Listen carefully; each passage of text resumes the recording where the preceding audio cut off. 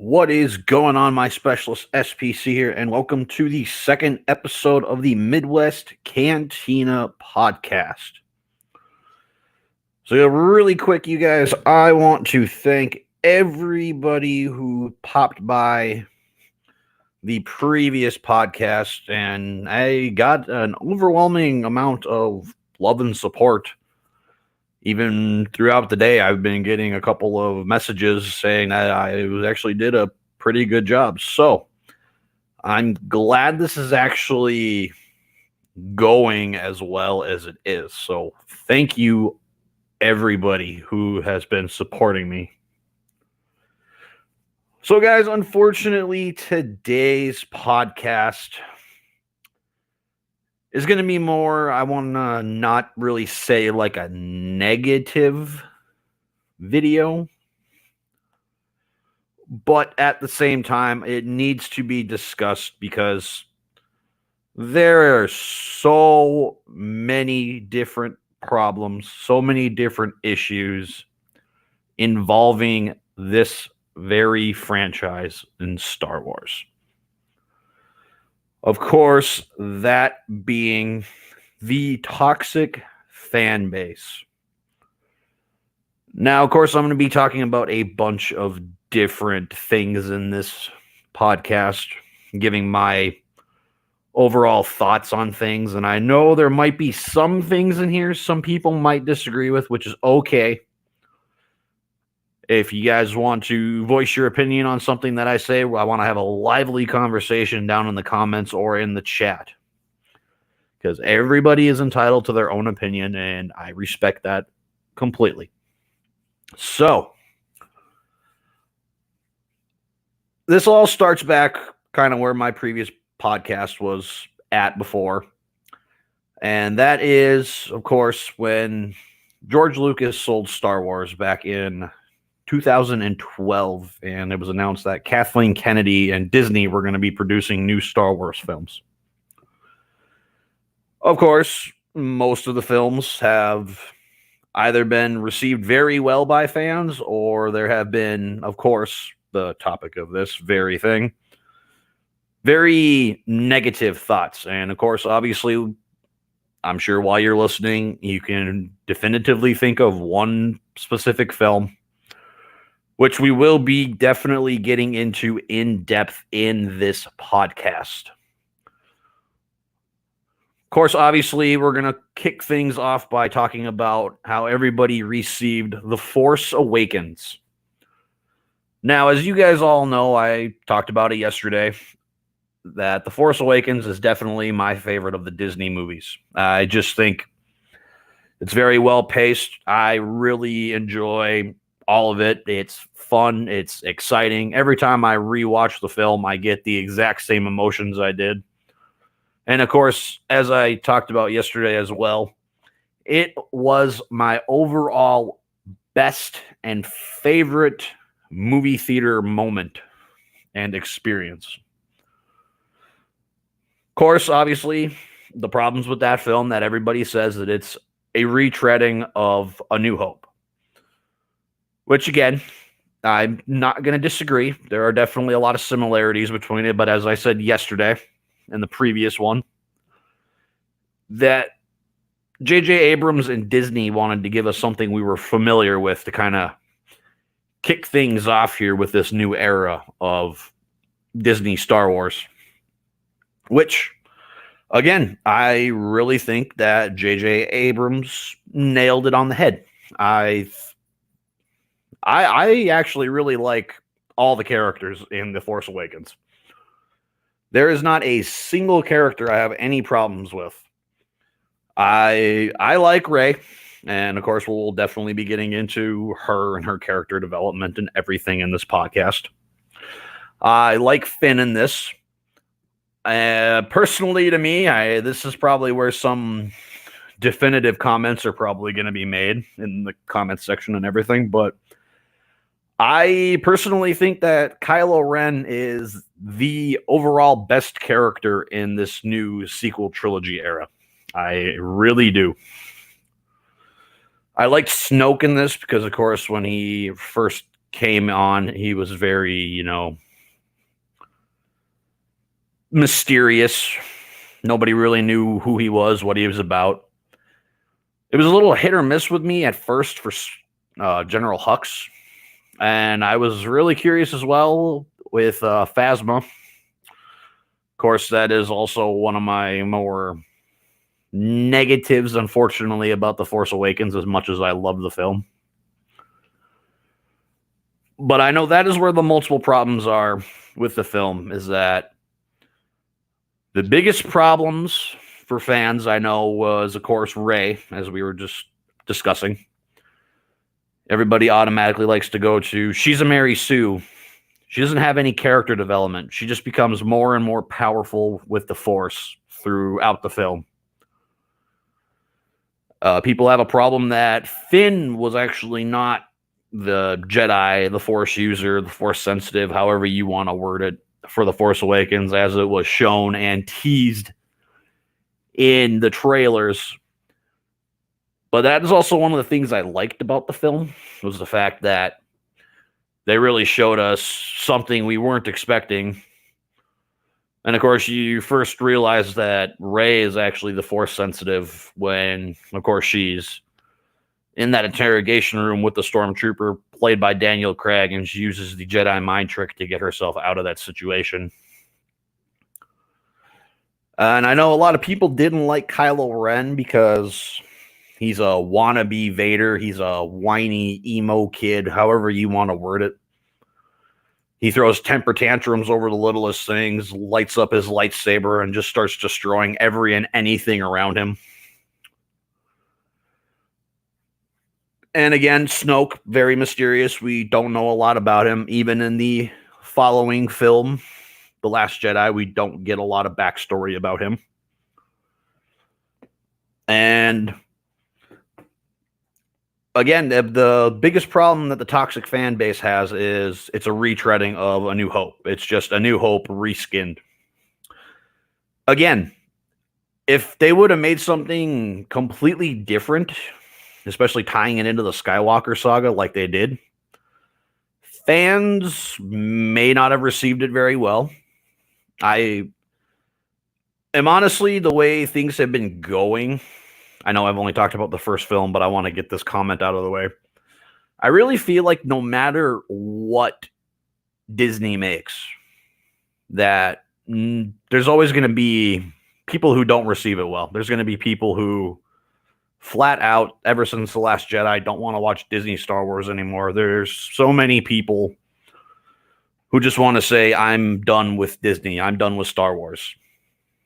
If that's the mindset you want to have, I guess that's your prerogative. But I've said it before, and I will say it again. I do really think that even the people who didn't like a certain film, give the next one a chance. Maybe even rewatch that film a couple of times and really look a little more in depth. If you still don't like it after a few more showings, okay, fine. Don't watch it anymore. I was the same way. Last year, I made a video complaining about Rian Johnson in The Last Jedi. I've probably watched the film 3 or 4 times since it came out in theaters. I went to it the first opening day. I purchased it opening day physical copy. I also have watched it on Netflix, and I just recently rewatched the film again because for whatever reason, I just had a urge and a craving to watch the film. And my first showing, as I said yesterday, I just walked out of the theater with this odd, strange, just feeling about the film. Went to work the following Monday. People came in. They gave me their thoughts. They said how much they hated it. And I feel like I just kind of went along with them. I didn't really give my own opinion. I really didn't have my own real opinion of the film until the last 2 showings I had. So watching it last year around its 1-year anniversary, and then, of course, watching it here just recently. And also, I know I'm supposed to be talking about The Force Awakens, but that was just a comment I wanted to just get out of the way. And, of course, also, some of the biggest things, too, again, A lot of people didn't like that Han Solo got killed, but at the same time, I really think it, as much as I didn't like it, as much as it shocked me that it happened, I definitely know why they did it. First of all, that's what Harrison Ford wanted. That would be the only way he was going to come back. And honestly, for me, this was probably Harrison Ford's best performance as Han Solo. I will willingly say that. To me, this was more of Solo, a Star Wars story, than Solo, a Star Wars story actually was. I really feel like this was more Han's movie than Rey and Finn and Kylo. But, of course, killing off Han Solo really proved in at least Kylo's mind that he could fully go to the dark side, and you still even see it in The Last Jedi. You see it still throughout the events of The Force Awakens that he's still very torn. He wants to become more powerful in the dark, but he's still got that ounce of light where he wants to go back to his mother. He wants to obviously try to make amends, tell her exactly how he feels and everything. And of course, a lot of people had problems that Finn and Rey both stood toe to toe with Kylo, who had obviously a lot more of an experienced background in the Force in lightsaber battles, which to that extent I will partially agree with, but not agree with. It's more with Finn, especially if his biggest thing being on Starkiller base was sanitation. It is kind of strange to me how all of a sudden he picks up the lightsaber during the Battle of Takodana and he's using it well. And of course, obviously, Battle of Starkiller base, he's going toe-to-toe with the dark side user Kylo Ren. But of course, now it comes down to Rey, and this is where the whole Mary Sue stuff starts. And of course, all the fan theories of who Rey is. She's got to be Luke's daughter. She's got to be a Palpatine. She's got to be the reincarnation of Anakin Skywalker. She's Obi-Wan Kenobi's granddaughter. I mean, obviously, we all know there's thousands upon thousands of videos and fan theories out there for this one specific topic and another one that we will also be talking about in the podcast.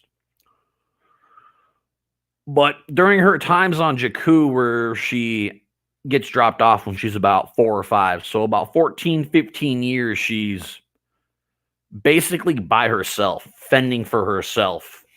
You know, of course, when we first meet her, she's scavenging for different things on a Star Destroyer that crash landed after the Battle of Jakku on the planet. Because, of course, that is her living, is being a scavenger and trying to get portions so she can continue to survive. And, of course, obviously, she has that staff, and she's constantly finding ways to fend off people probably trying to, you know, take things from her, trying to take her speeder, trying to take her portions, trying to take whatever.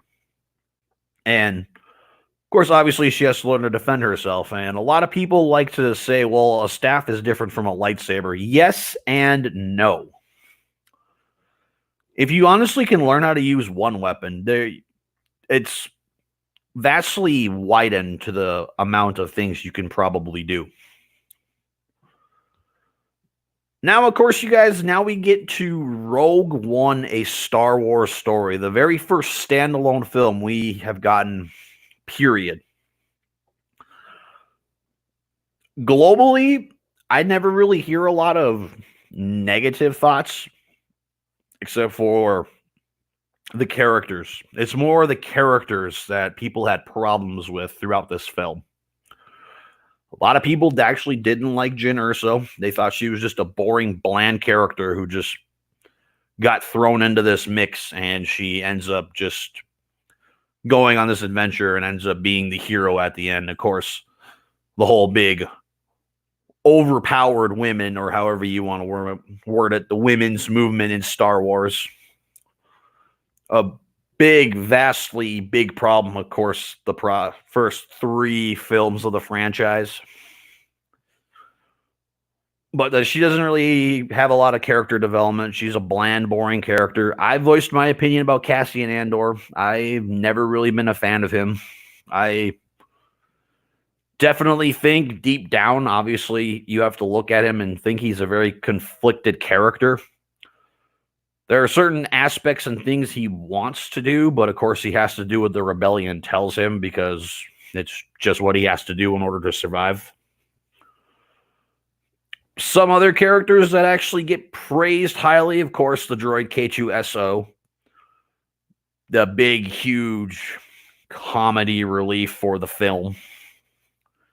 Trit Imwe, of course, I talked about him yesterday. I personally think he's the best character in the whole show. He's like a combination of Yoda mixed with fighting skills of a Jedi. He's just wise and has just a vast knowledge of the Jedi. Of course, you got his partner, Baze Malbus, who I definitely think could have played more of a bigger role. I really do think that he could have actually maybe had more of a voice too. He just kind of talks a lot after what Chirrut says, just kind of either agrees or partially disagrees with him. And I know that Director Krennic was kind of a hit or miss for some people. Some people thought he was just basically, in a strange way, a reskinning of Tarkin. But I actually enjoyed Director Krennic very much in the film because he's basically going through, in a weird way, kind of like what Kylo is going through with Hux in The Force Awakens. You know, they're both kind of trying to, in a strange way, battle each other for Snoke's attention. And that's what Tarkin and Krennic are doing, trying to get the attention of the Emperor with the Death Star plans and just how powerful the Death Star is. And of course, also some kind of minor-ish characters that play a part. Some people didn't really like Saw Gerrera. Again, he was kind of a hit or miss for me too. Like, there were some parts I'm like, okay, you're kind of interesting. And then there was just other parts where he reminded me a lot of Cassian, where he's just kind of making all these choices based on just pure instinct, I guess you could say. And of course, Galen Erso didn't really play a big part. Of course, it's a big name actor playing him. I can't really remember his name. It's like Mads Mikkelsen or something like that. But he's the overall creator of the Death Star. He ends up leaving the Empire kind of when it's starting to get rolling, so he could just focus more on his family. And of course, the Death Star is nearing completion, and that's when Krennic comes to try and get him and re-recruit him, basically telling him, oh, well, you're going to be coming back with us. And of course, originally, like I said, this was a higher up movie on my list. I thought this was better than The Force Awakens at first because it was a lot more action-packed, and it was a very familiar kind of thing that I've watched and received. And, of course, obviously, the ending, everything on Scarif leads up to, of course, the beginning of A New Hope. And I'm actually going to skip over the next film because obviously there's a lot to talk about with The Last Jedi. So I'm actually going to save that for after this next one.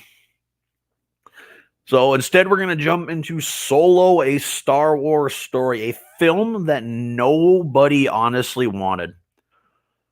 I honestly have never really been a huge fan of Han Solo until recently. And honestly, I really became a fan watching The Force Awakens. That is actually when I started really liking Han a little more. And I went back and of course, obviously, before the film came out, I went and I watched, the original 6 films, episodes 1 through 6. And it was still kind of the same way. I didn't really like Han. I guess I don't want to say I agree with Harrison Ford. Like, obviously, Han Solo's got some of the biggest moments in Star Wars. But, of course, obviously, again, a film nobody really wanted, nobody was really expecting, but it sounds like that originally George Lucas was going to make a Han Solo film before he actually sold to Disney and Kathleen Kennedy. But obviously, everybody knows it was not very well, it didn't really gross a lot of money because, of course, everybody still had the very sour taste of The Last Jedi in their mouth. I feel like that's one aspect that, as to why the film actually failed.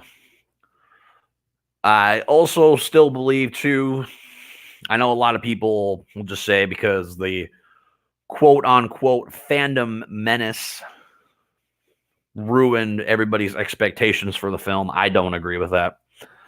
I also think, though, it's kind of failed, too, because it came out around the time where some more big, more highly anticipated films were coming out. Of course, obviously, that was last year, 2018. That was around the time when, Avengers Infinity War was dropping and Deadpool 2 was dropping. And I'm pretty sure there was another film, but I can't think of what it is at the top of my head. But it ended up being at least for me personally, a very fun ride. I enjoyed pretty much every single moment of the film. I was interested in learning more about Han Solo, especially after, again, watching The Last Jedi. Or, excuse me, The Force Awakens, my bad. But I was more curious to actually kind of learn how Han became this brash, cocky, arrogant kind of smuggler. I mean, it definitely gives me a different look on Han. But overall, I still probably prefer Harrison Ford's portrayal in The Force Awakens and even Alden Ehrenreich's version in Solo. Those are probably, honestly, I'll be honest, it's my two favorite versions of Han Solo.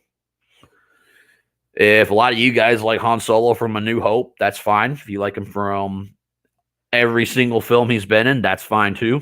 This is just my opinion.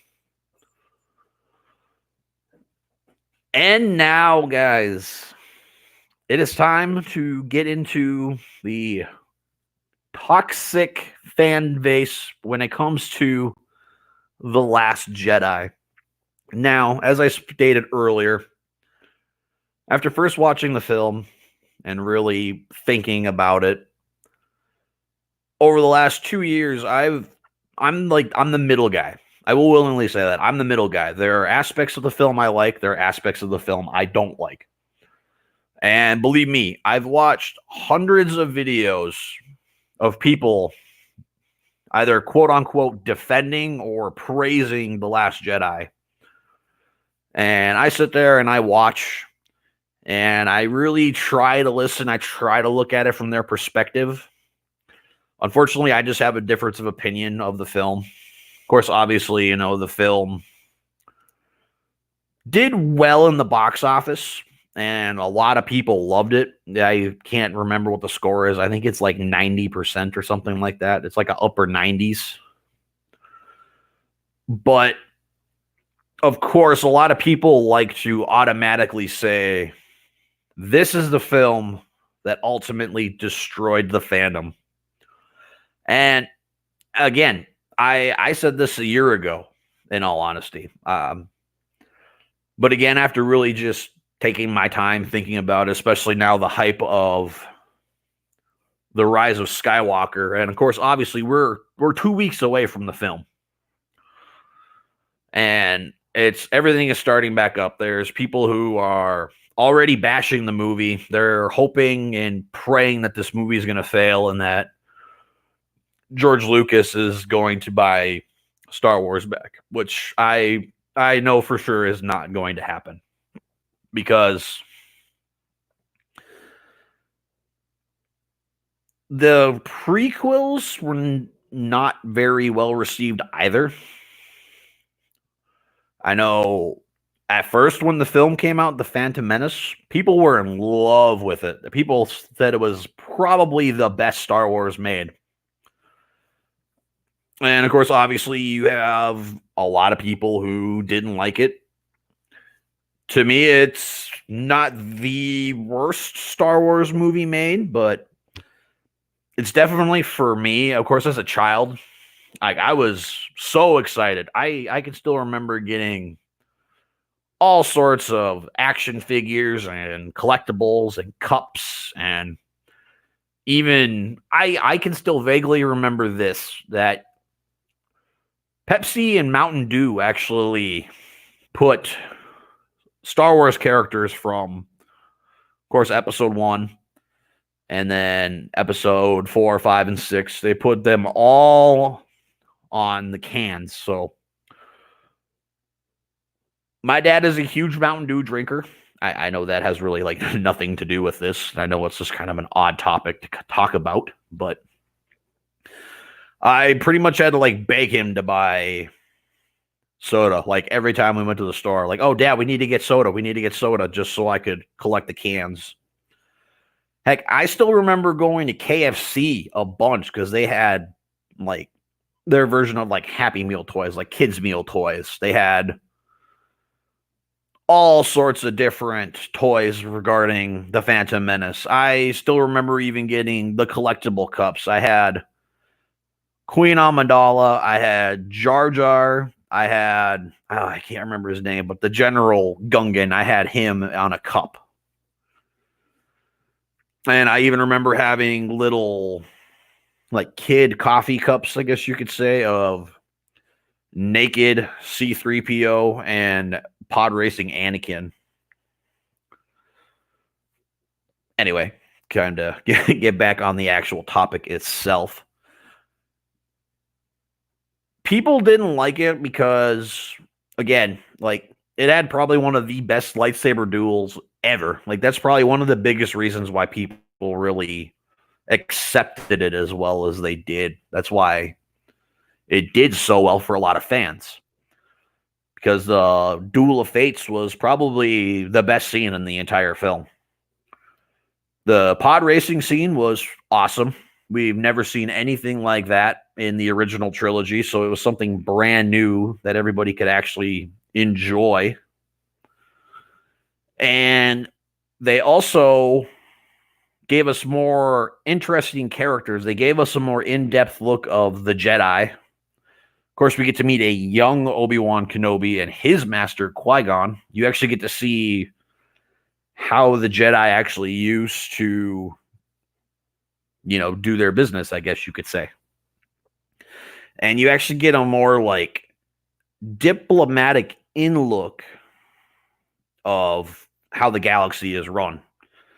Because that's really not something you really get when you actually watch the original trilogy. Of course, obviously, you do get to see how the Empire basically is ruling the galaxy, and there's just the rebels trying to fight back and do what they need to do in order to fight back.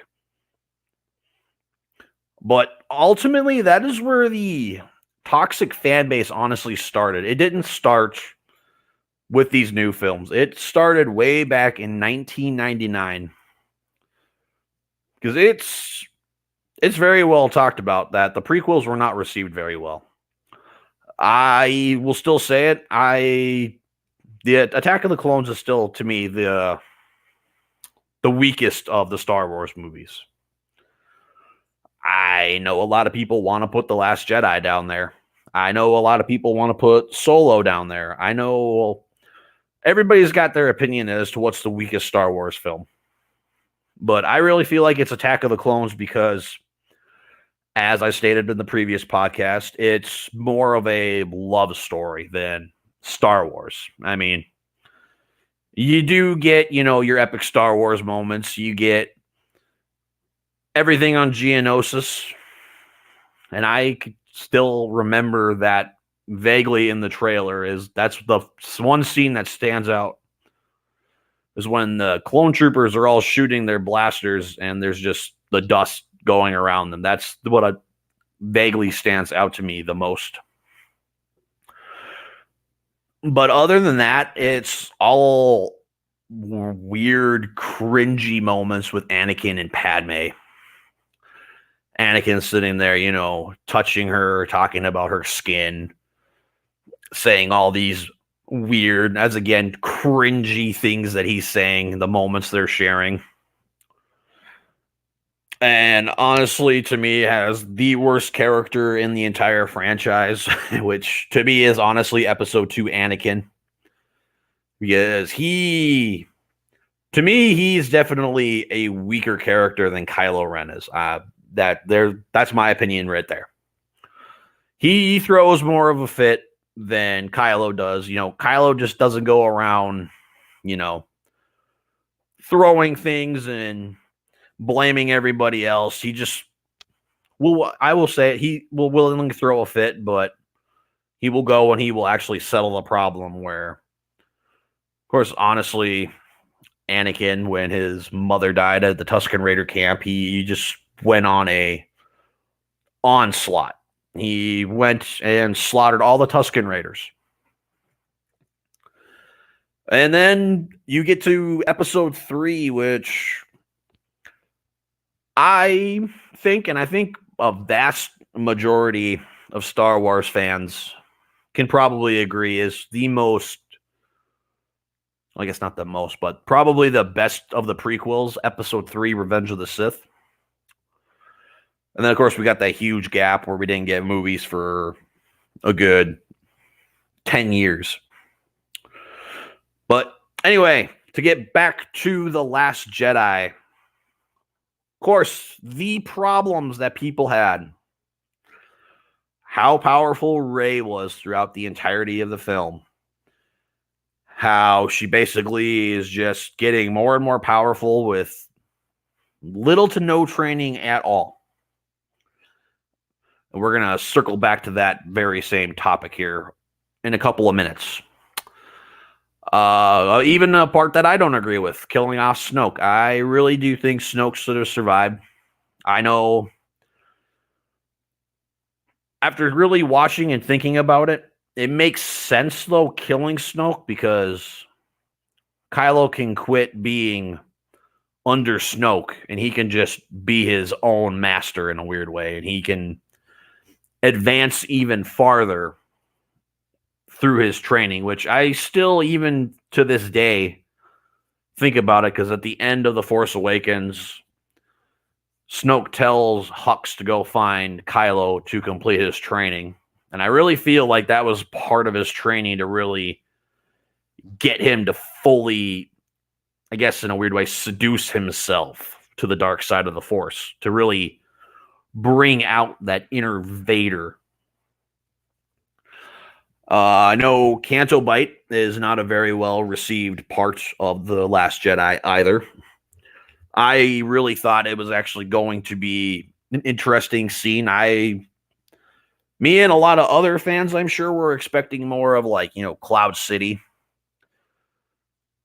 And of course, obviously, again, one of the biggest issues that fans have are the overall development, or how the handling of Luke Skywalker was in this film.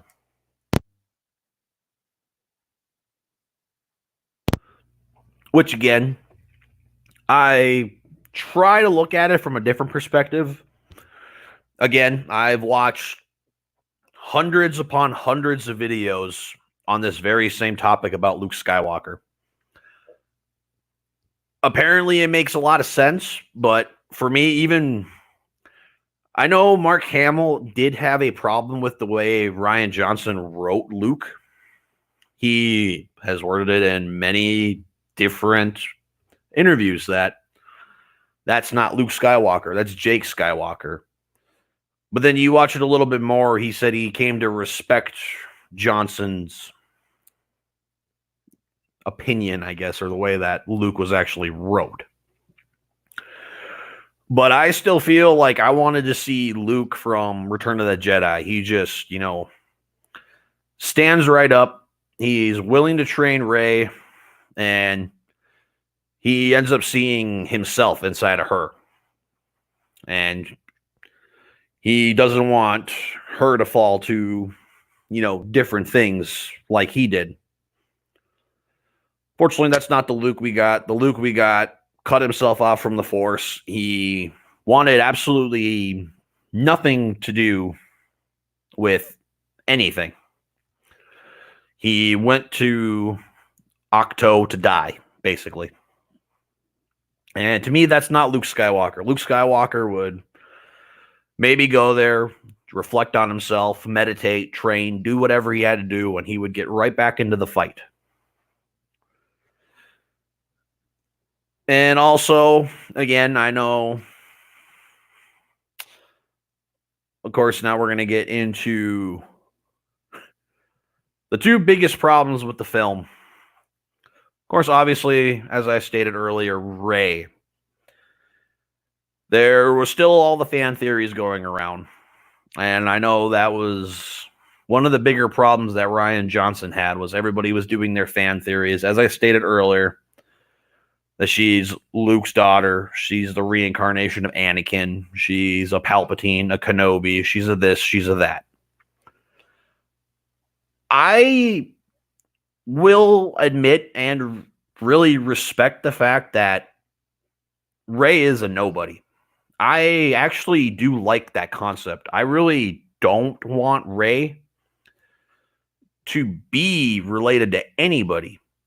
I want her to be her own character, especially watching the ending of The Last Jedi. You see that kid, when the kid goes to grab the broom, he's still away, and he just uses the Force to grab the broom. And even so, one of the biggest things about the film is really anybody can use the Force. It's not just for the Jedi. That's why Luke wants the Jedi to ultimately just end.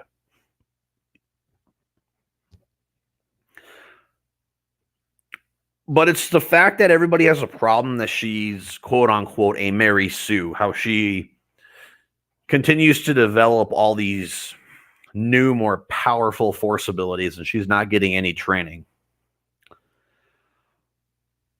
On that statement, I want to rewind back to 1977 to Luke Skywalker. When we first meet Luke. When we first meet Luke, he's a farm boy. He's a moisture farmer. And throughout the course of that film, Obi-Wan is trying to train him, but the only training throughout that whole film that Luke ever gets from Obi-Wan is deflecting blaster bolts with the lightsaber. At the end of the film, when he actually uses the Force for the very first time, he just uses it, and he ultimately ends up saving the entire galaxy.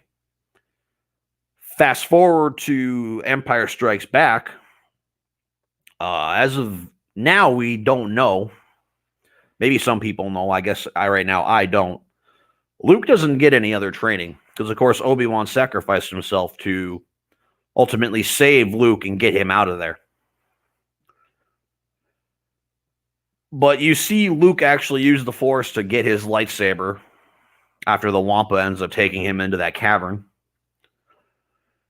And he only gets very minimal training from Yoda before he goes up against Vader. I mean, the only really things you see Luke doing is running through the jungle, really learning more about the Force, what it is, and stacking rocks on top of one another. But when it comes to Rey, she's literally doing exactly what Luke did in those two films. He had little to no training either, and he saved the entire galaxy. He destroyed the Death Star, even with very little to basically no lightsaber combat training. Goes toe-to-toe with Darth Vader on Bespin. Granted, Vader is basically playing with Luke. But even when Vader starts getting more aggressive and actually starts, getting into the battle, Luke is still standing up. he's still standing toe to toe with Vader, the most powerful Sith in the galaxy that we kind of really knew of. But now Rey is going through the exact same experiences, and that makes her a Mary Sue. To me, it's basically mirror of Luke. She has little to no training. She's just basically using the Force to her knowledge. Yeah. Maybe at the end of The Last Jedi, she's lifting boulders compared to Luke just stacking rocks on top of one another. But she's using the minimal training that she got from Luke to help save her friends. Just like how Luke also uses the Force to call to Leia to come and back and pick him up, help him, whatever. But again, Rey does all the same things that Luke did in A New Hope and The Empire Strikes Back, and that's wrong. I don't know if it's because she's a female, because I know that's another huge problem that people have with this new franchise, is it's very woman-centered, especially The Last Jedi. I mean, the opening sequence, you have Paige Tico sacrificing herself to save the remaining resistance by destroying the Dreadnought. Of course, obviously, you get Rey throughout the course of the film. You have Rose Tico. And you end up getting Carrie Fisher's Leia playing a pretty big part in the film. And Admiral Holdo, another character that a lot of people had a problem with. I couldn't really get a good reading on her character. I didn't think she was a bad character. I do still agree to the fact that she should have at least told the Resistance what was going on, that they were going to be going to Crate.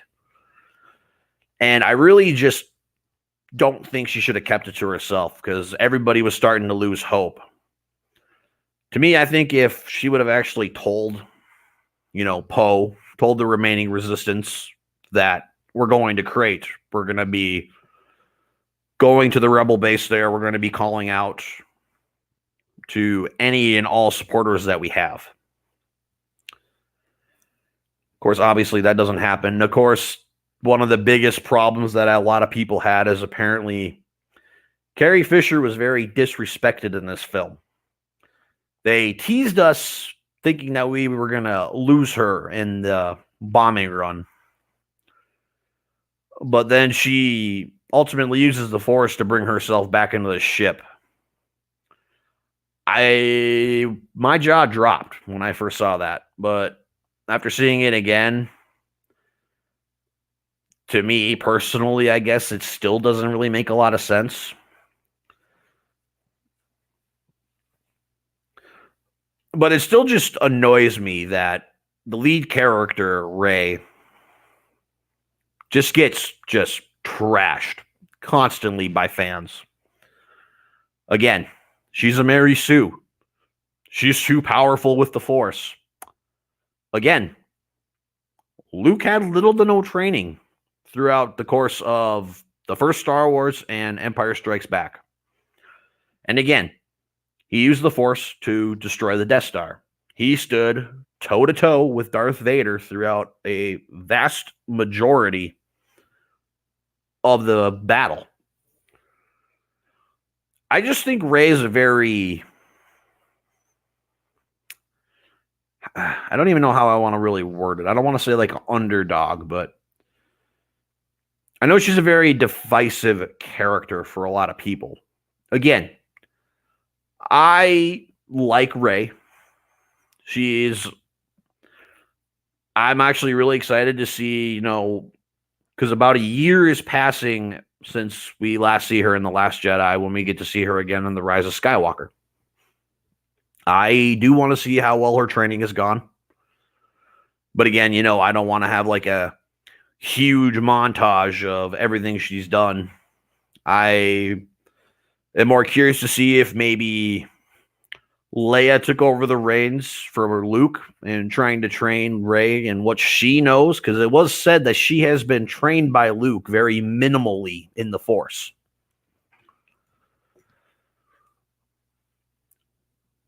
And of course, obviously, we just want to see if Luke was training her. I mean, the possibilities are endless. I just think Rey should not be trashed the way she is, because we got the exact same thing from Luke in 1977. And of course, obviously, when we see Luke again in Return of the Jedi, he's a Jedi Knight finally. He's very more experienced with the Force. Because, of course, I don't know if he's been doing his own training. He crafted his own lightsaber. And, of course, he wants to go back to Dagobah and wants to learn more about the Force and everything else. But ends up going back. Yoda, unfortunately, becomes one with the Force. And Luke never gets to fully complete his training. Even if it ends up being the same way with Rey, this is still going to be the point I bring up. Luke did not get full training, and look how powerful of a Jedi he became. I know a lot of people like to compare the new Luke that we got in The Last Jedi to the Legends version of Luke, because the Legends version of Luke, this is only just what I hear. And if there's any EU people watching, please let me know. But apparently, Luke is ridiculously powerful in Legends. And again, little to no training. And he's running his own Jedi Academy. He's training Padawans. He ultimately blames himself for creating Kylo Ren because he just used his Jedi instincts and he wasn't going to strike down Kylo, I don't think. I mean, I don't know. I could be wrong about that too, but people like to blame The Last Jedi for the fandom being destroyed. That happened way back in 1999 with The Phantom Menace. People also like to blame Kathleen Kennedy. People like to blame Bob Iger. People like to blame Disney. People blame J.J. Abrams. Obviously, too, lots of people blame Rian Johnson for quote-unquote ruining Star Wars. And to what I have to say to that, it's not the directors ruining the franchise. It is not Kathleen Kennedy. It's not Bob Iger. It is not Disney. It is not Lucasfilm. It is not anybody who works within the company. Ultimately, the people who are ruining the Star Wars franchise are the fans.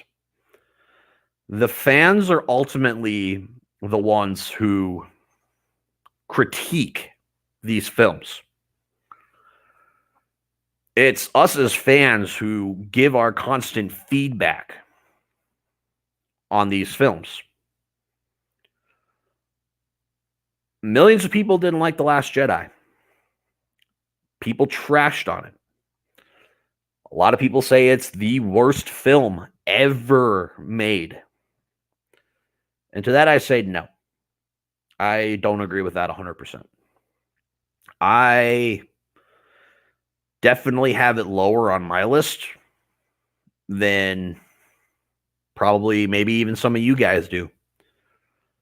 Some people might absolutely love The Last Jedi, and that's their opinion. If they like The Last Jedi, I don't have any problems with that. But one movie should not completely divide this fandom. Us as fans are the reason why George Lucas sold Lucasfilm to Disney. It's because of us as fans that George Lucas didn't want to make films anymore because everybody just trashed the prequels.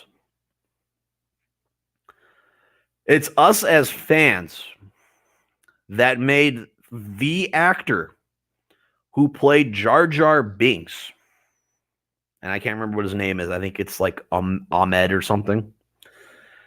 It's us as fans that made that actor ultimately want to kill himself.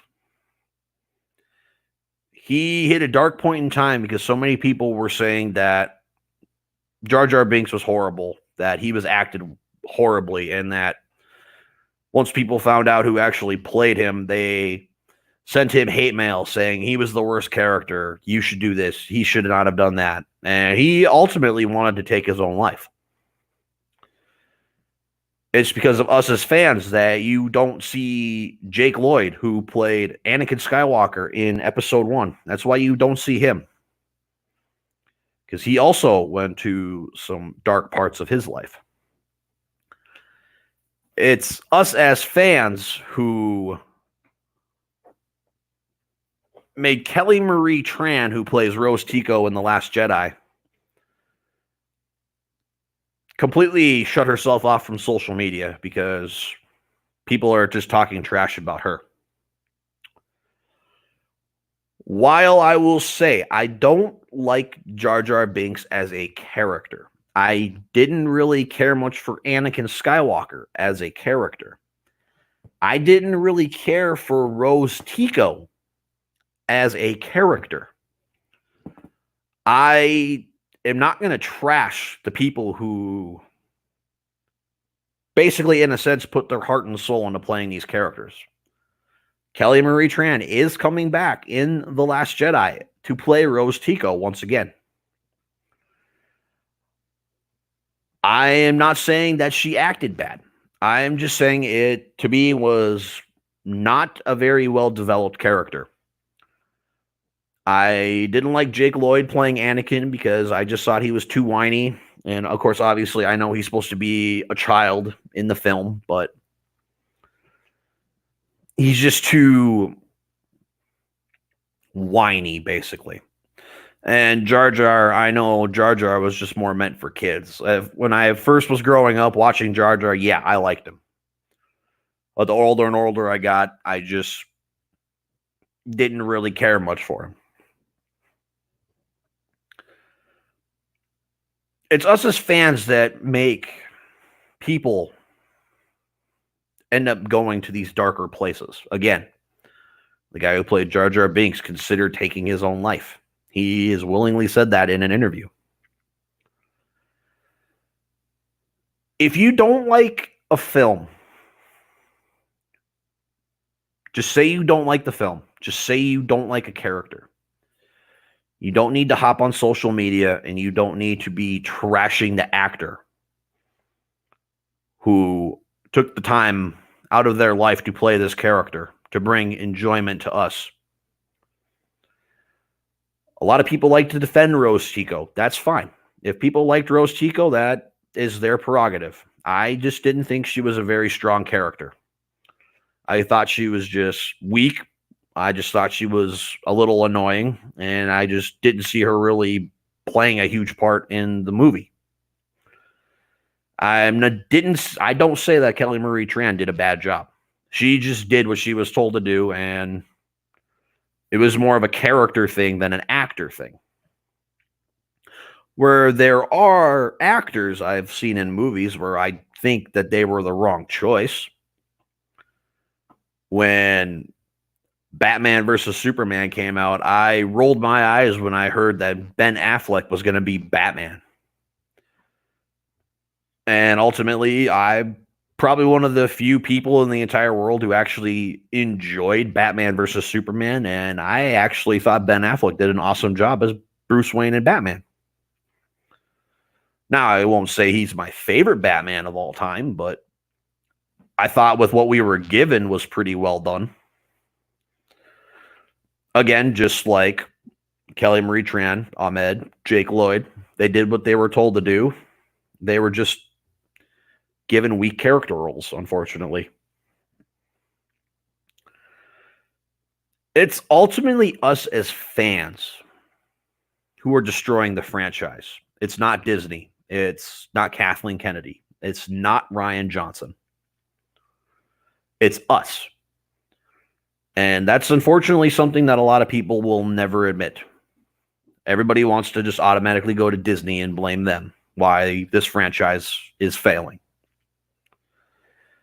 It's us as fans giving our feedback to these films that aren't being received well.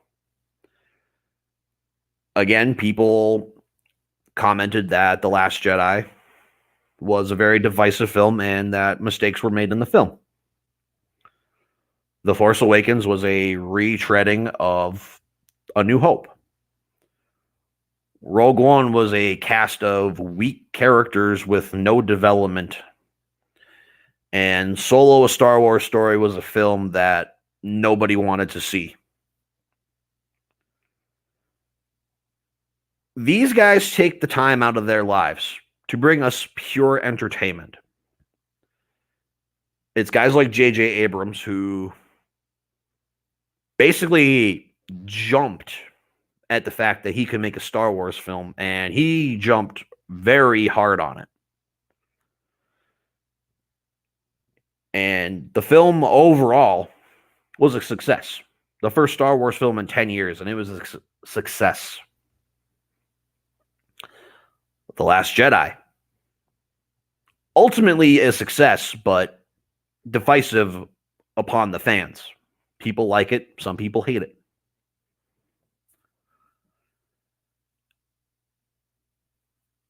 If you don't like a film, it is fine to state your opinion that you don't like the film. It is okay for you to voice your opinion as to why you didn't like the film.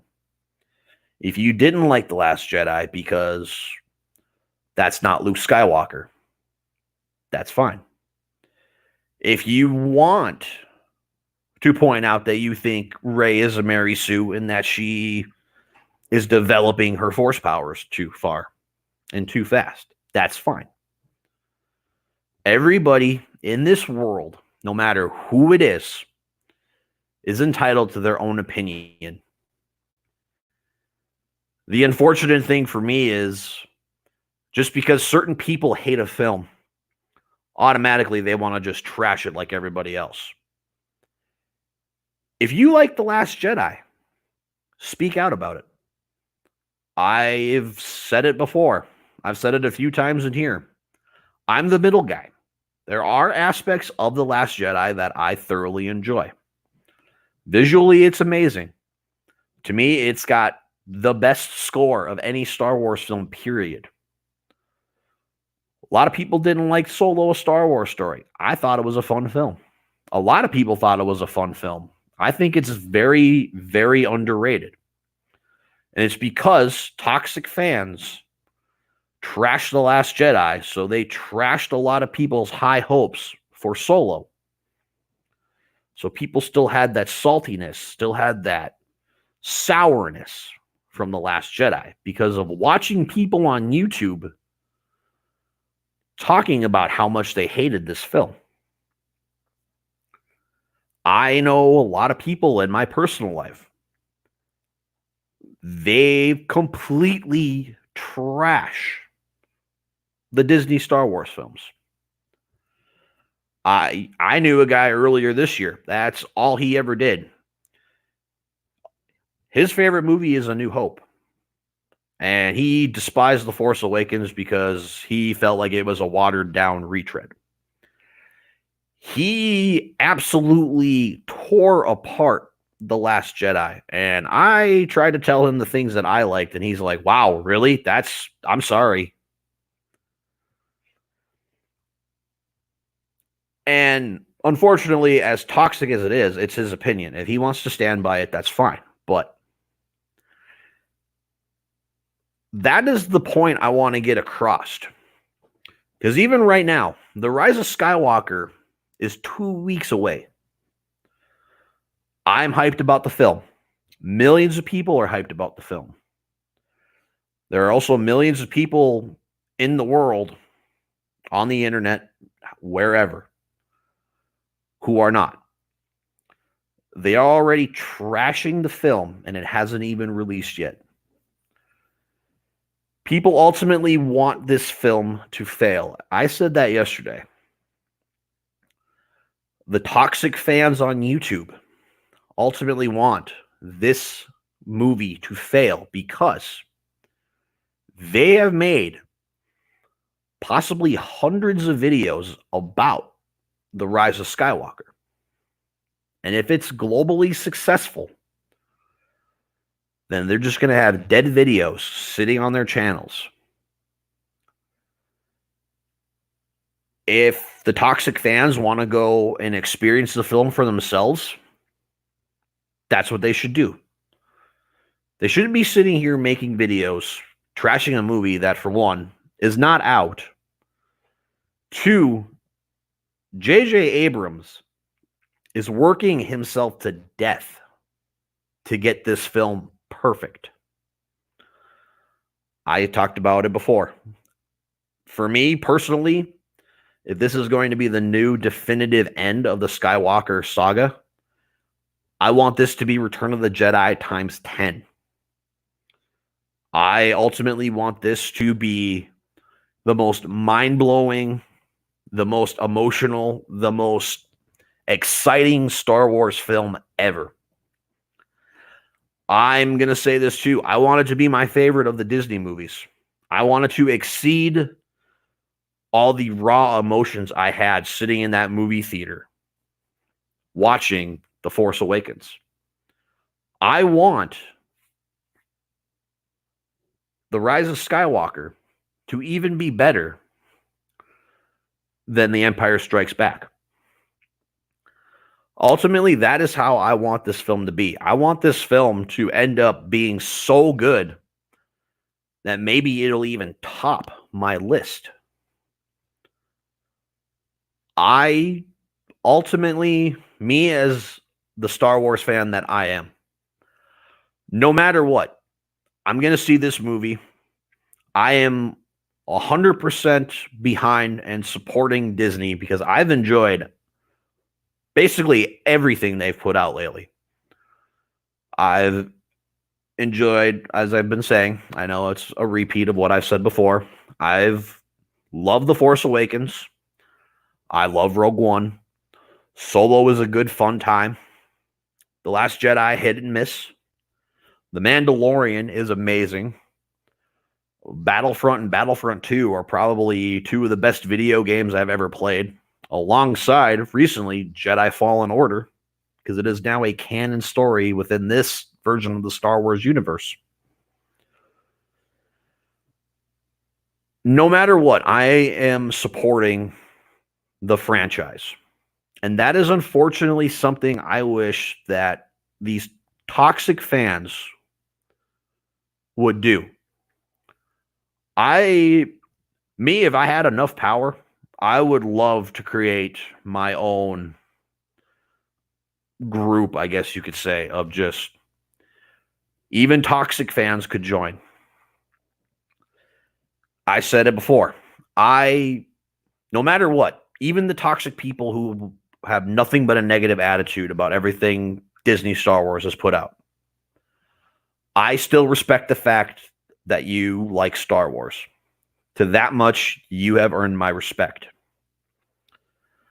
But if you are just going to trash everything that these people, and you're basically also spitting in the face of George Lucas, because ultimately, no matter what, this all started with George Lucas. I obviously have never met the guy, but I have the utmost respect for George Lucas because he has made ultimately my favorite franchise of all time. And also the sad reality too is that every single movie franchise on the face of this planet has a toxic fan base. The Terminator series, the Transformers series, the Star Trek series, Fast and Furious, Saw. I mean, I could go on and on and on. all over the world, any single film, video game, anything you can think of has their own toxic fan base. And ultimately, I would love if all the fans would just put their differences aside. I know it's honestly never going to happen, and it's unfortunately a sad reality I'm trying to face. If you don't like something, it's okay for you to voice your opinion. I just don't think you need to be going on the internet and verbally trashing people. Again, I made a video last year and I trashed Rian Johnson saying he should not have a Star Wars trilogy. But at the same time, I voiced my opinion then because that's how I felt. And a year later, I have a different outlook. That is why I am doing this podcast. Because I have a completely different outlook than I had a year ago. Even back then, I said that The Last Jedi and Rian Johnson destroyed the fan base. After a year of reflecting, I know that's not true. It is ultimately us as quote-unquote fans that are destroying this franchise. Because ultimately, Star Wars is made for the fans. We perceive it how we see it on the screen. Again, if there's something on the screen you don't like, it's your opinion. But we don't need to be going on the internet trashing the actors, trashing Disney, trashing directors, because it's not Rian Johnson's fault. It is not his fault that the fandom is destroyed. He did not destroy the fandom. He decided to take his own risks and make his own movie. And yes, he may have threw a bit of a curveball in the franchise, but we need to wait and see what happens in The Rise of Skywalker. Because who knows? Some things in The Rise of Skywalker could ultimately maybe clear some things up in The Last Jedi. Maybe it'll make the people who absolutely despise The Last Jedi maybe like it a little bit. And I'm not calling out any names because I don't want to get involved in drama or anything, but there are YouTubers that I have watched where they have reacted to and even reviewed these Disney Star Wars films. And now, ultimately, from their reactions then till now, they have completely changed. I have one YouTuber that I watch right now. A number of years ago, he reacted to The Last Jedi trailer, and yeah, watching it, he was amazed. He was in love. He was this, and all those emotions. Like I'm sure a lot of us were. And then he went to the movie theater and had a completely different experience, and he basically is done with Disney Star Wars because of that one film. And now he has, quote unquote, joined this toxic fan base that is basically called the Fandom Menace. And again, I'm not calling out anybody in the Fandom Menace. I, again, am voicing my opinion. That is why I am doing this. I just think that all the fans should really just, I don't want to say like make up. I don't want to say anything like that, but I wish all the fans would just respect everybody's opinion. I don't want people going online and being like, oh, this SPC guy, he said he loved The Last Jedi. He's wrong. There's so many problems. Why would he like this? Reza Mary Sue. They killed off Snoke for no reason. Luke Skywalker was a joke. That's your opinion. This is my opinion. Ultimately, No matter what, you should still respect my opinion. Not going online, not trashing everything that everybody has done, trashing the actors, actresses, producers, directors, presidents, whatever. Because this franchise is made for us. Whether you like the canon stuff, whether you like the expanded universe, whether you just like the original trilogy, the prequel trilogy, the sequel trilogy, whatever you like, that is you. I stated this yesterday. Do not be afraid to voice your opinion. If there is something you like, you just say it. I'm saying it here. I still think Kylo Ren is probably the best character in the entire sequel trilogy because he has such a big character development throughout these films. He goes from being basically, the apprentice, trying to find his own ways to, quote unquote, again, seduce himself to the dark side by killing his father. Yes, he does ultimately lose to a scavenger and a former stormtrooper. And then the next film, he makes a huge comeback.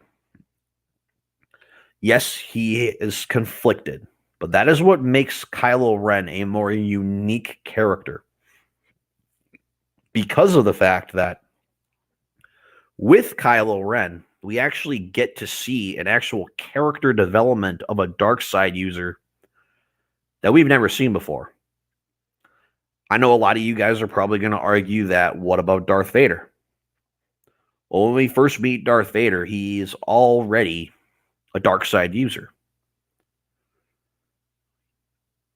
Even so, when he ultimately becomes Darth Vader in episode 3, you don't get to see how he actually develops in the dark side because you don't get to see what happens between Revenge of the Sith and A New Hope.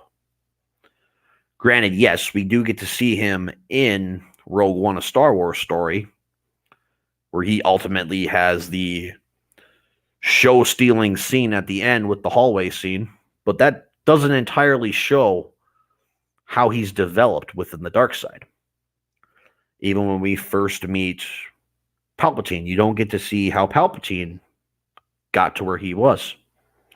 When we first meet Darth Maul in The Phantom Menace, he's just there. Same thing with Count Dooku. Even so, when you watch the Clone Wars TV show, Asajj Ventress, she's just there. We don't get to see how she develops from being a Padawan all the way up to being this dark side user. And this is just from my perspective. I haven't seen all of the Clone Wars. I've got maybe to halfway through season 3, and I stopped watching because I don't like it. But with Kylo, you actually get to see, while he is still conflicted, making all these choices, you actually get to see him progress within the dark side.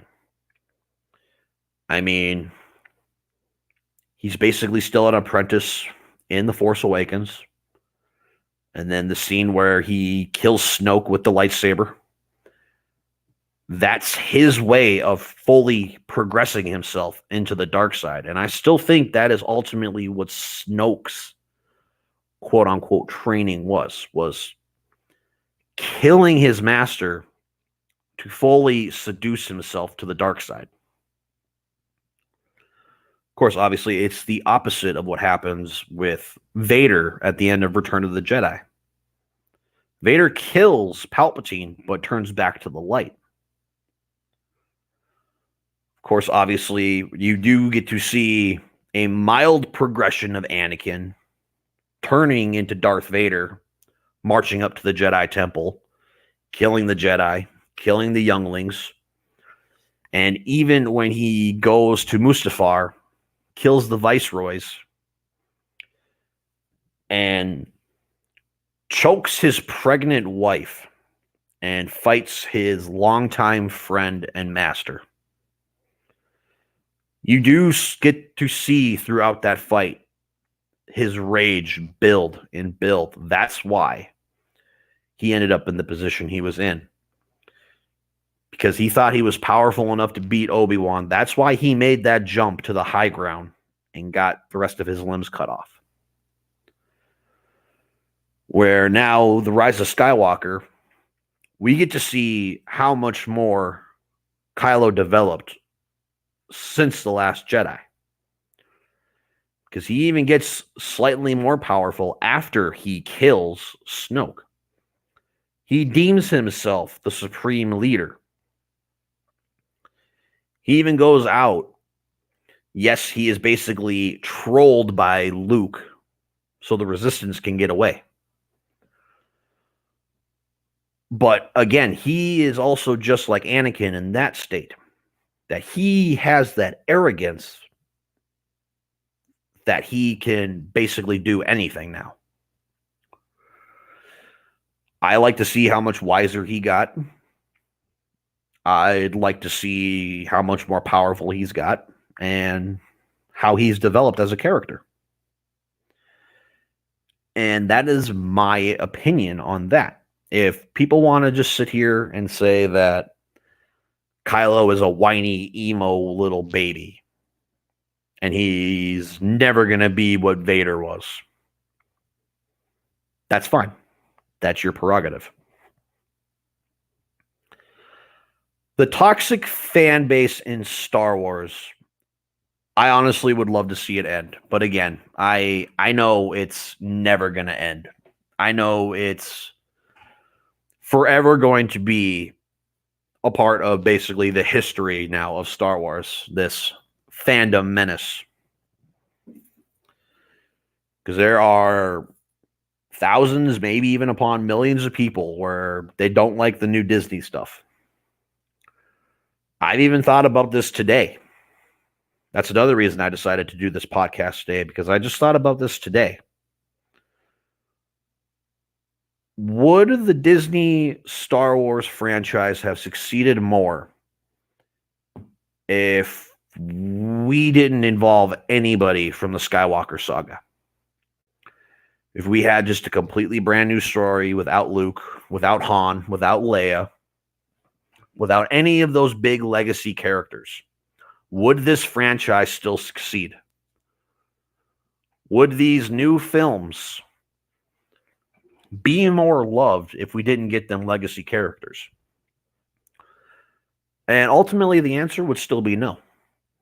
Because people would still complain that we don't get these legacy characters. People would say, well, where's Luke?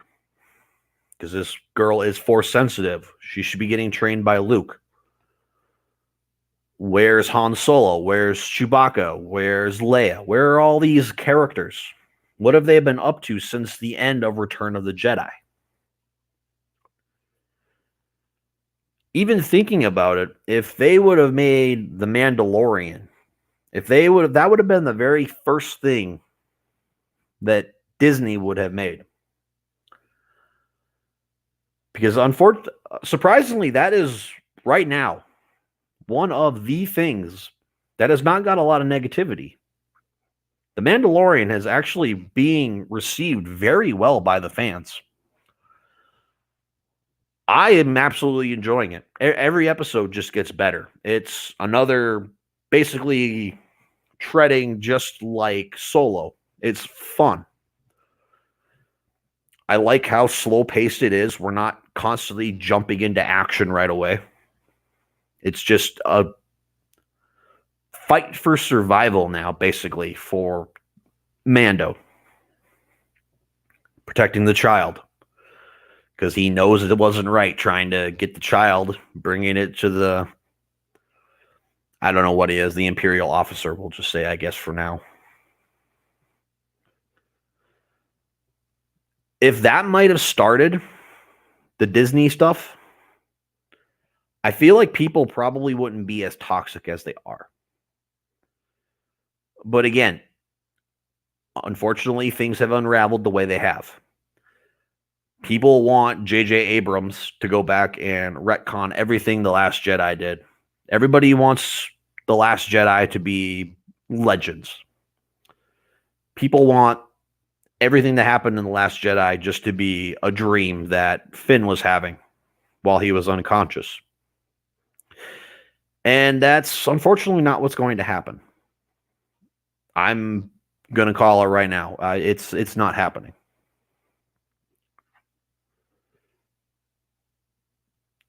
Everything that happened in The Last Jedi was for a reason. Yes, Rian Johnson did take a chance, and he did a lot of things that fans did not like and did not receive very well. I am still one of them. But unfortunately, it is now a part of the canon universe, and it's unfortunately going to stay that way. Because there's not going to be a lot they can do anymore. They killed off Han Solo in The Force Awakens. Carrie Fisher passed away in 2016. Peter Mayhew is gone. Kenny Baker is gone. There are so many characters that are gone already. And unfortunately, it's something that people are going to have to get over. Again, us as fans, we are allowed to have the opinions we want. We are allowed to make our own theories that we want. Again, if you want to sit here and say that Rey is a Mary Sue, that is your opinion. I think she is very misunderstood, and she's going through the exact same experience that Luke Skywalker was going through the first two films. I, again, feel Kylo Ren is the strongest character in the Disney canon. And I still don't entirely agree that The Force Awakens is a retreading of A New Hope. But again, there are going to be people who are going to argue. They're going to disagree with me. I just wish there was no negativity. And again, I know that's something that's never going to change. It's something that is forever going to be here. Disney Star Wars, unfortunately, is now a bad taste in people's mouths because of toxicity. And it's mostly because of one divisive film. And I'm not sticking up for Rian Johnson. Again, I said he took a chance, and there were a lot of things that people didn't like. But it's not his fault. It's not Kathleen Kennedy's fault. It's nobody in Disney's fault. It is us, ultimately, as fans, who are ruining Star Wars. If you honestly love this franchise as much as you say you do, respect everybody's opinion. Still give your opinion. That is perfectly fine. But no matter what, the toxicity will not change anything. It's just going to honestly make you look dumb.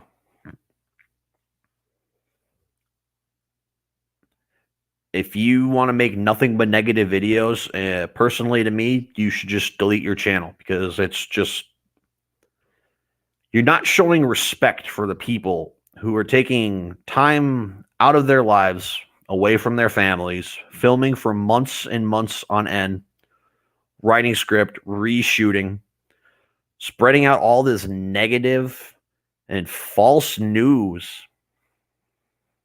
It's just going to make you look dumb in the end. People are already trying to ruin the film. People are saying that they've done test screenings now for The Rise of Skywalker for fans, and people hated it. That's not true. Even J.J. Abrams said he brought in a couple of family members along with the cast to show them the film, and they ultimately loved it. Of course, I'm sure some people are going to be like, oh, well, they get to see themselves on screen, so of course they're going to love it. That's not why. J.J. Abrams has the weight of this entire world on his shoulders, tying up 9 films to end the Skywalker saga. He's bringing back Emperor Palpatine. I don't know if he's going to bring anybody else back. I don't know if we're going to see past Jedi. I don't know if we're going to see Anakin. I don't know if we're going to see Obi-Wan. I ultimately don't know what is going to happen. Even so, people were having and making videos talking about how even the cast hated the film. Because last week, the cast went to Galaxy's Edge and they were in the middle of an interview and they were asked, just by an expression on their face, what did you think of the ending of the film? And even Anthony Daniels made a smart remark saying that, oh, I didn't get to see it. Oh, that's how the movie ends? They're all having fun. Because even Daisy Ridley has flat out gone out and said that she is tired of this toxicity in this franchise. And I 100% agree with her. These guys are doing what they can to provide us with pure entertainment that they think we will all enjoy. And the toxic fans are just ruining that for us. People are just out there saying that The Rise of Skywalker is going to fail. They're saying it's going to ruin everything that Star Wars has ever stand for, ever meant for fans. If you want Return of the Jedi to be the ending of your Star Wars, that's for you. You stick by that. For me, The Rise of Skywalker is going to be the definitive end to my version of the Skywalker saga. No matter what happens, if I end up falling in love with the film like I did with The Force Awakens, if I end up having mixed feelings about the film like I did for The Last Jedi, that's what's going to happen. But no matter what, Attack of the Clones to me is the weakest of them all. I'm not going to say I hate the film, but for me, it's not my favorite. If this ends up being disappointing, either way, it's a Star Wars film. I'm going to still respect the fact that J.J. Abrams busted his entire body to make this film, to tie together everything that we know as Star Wars fans. And I respect the fact that that's what he's doing. And I wish the toxic fans would put away their negativity, wait until the film comes out, go see it for themselves, and really give their overall opinion of the film. If it ends up being just like the previous films and they don't like it, that's fine. They can have that opinion.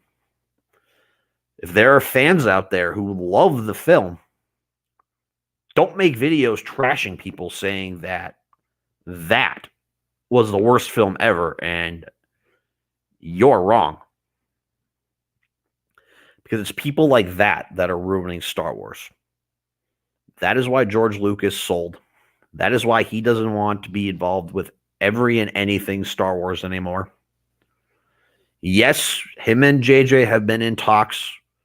Yes, he's even come to the set and helped fix and maybe even film a small part of the film.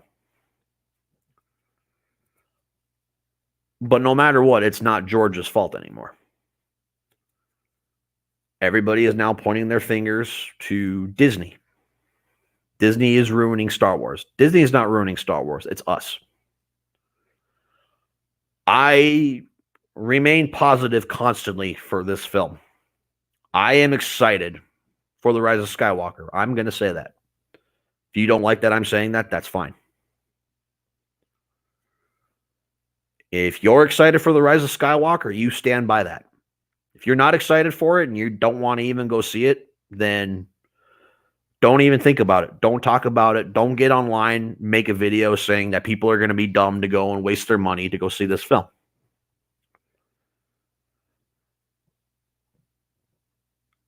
Toxicity needs to end.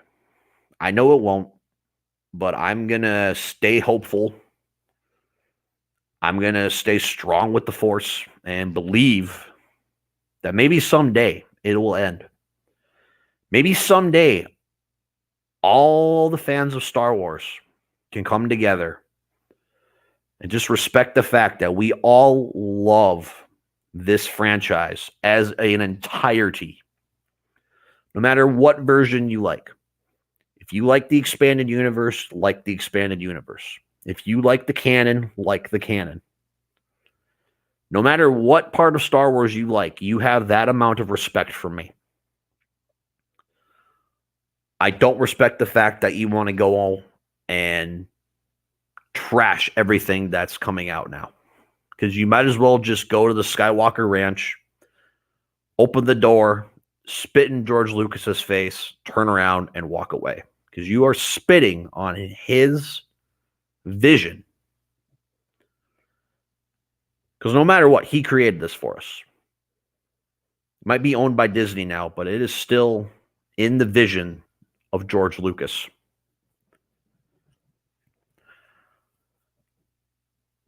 Star Wars is going to live on forever. No matter what it is. Whether it's the movies, novels, cartoons, comics, video games. Doesn't matter. Star Wars will live forever. Honestly, the toxicity needs to go. Definitely let me know what you guys think. I absolutely want this to end because I grew up with Star Wars.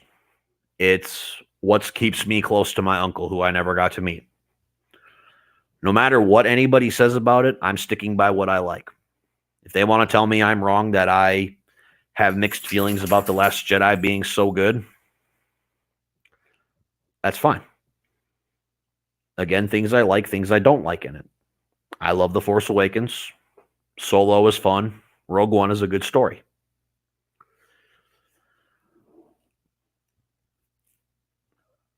I hope that this message can actually get spread across. That no matter what, we should all respect everybody's opinion. We should all respect the fact that we still all love the franchise as an entirety. Even if everybody has different opinions on things. Spread this message across, guys. Love whatever you want for Star Wars. Respect the fact that people love Star Wars. If they don't like a Star Wars that you like, that's their opinion. But we don't need this negativity. I'm excited for The Rise of Skywalker. No one's going to change my opinion. Even if I watch a video online tonight and saying give me all the reasons I should not be excited for it, I'm going to be. If you guys are excited for The Rise of Skywalker, let me know down in the comment section below. But guys, that is going to end this podcast. I really hope you guys enjoyed. I will definitely be back for another podcast. I might just start making this maybe a weekend deal. I haven't quite decided. I know for sure Saturdays I will probably end up doing a podcast. Sundays might be a hit or miss. Today I just wanted to do it because this has been something on my mind for the last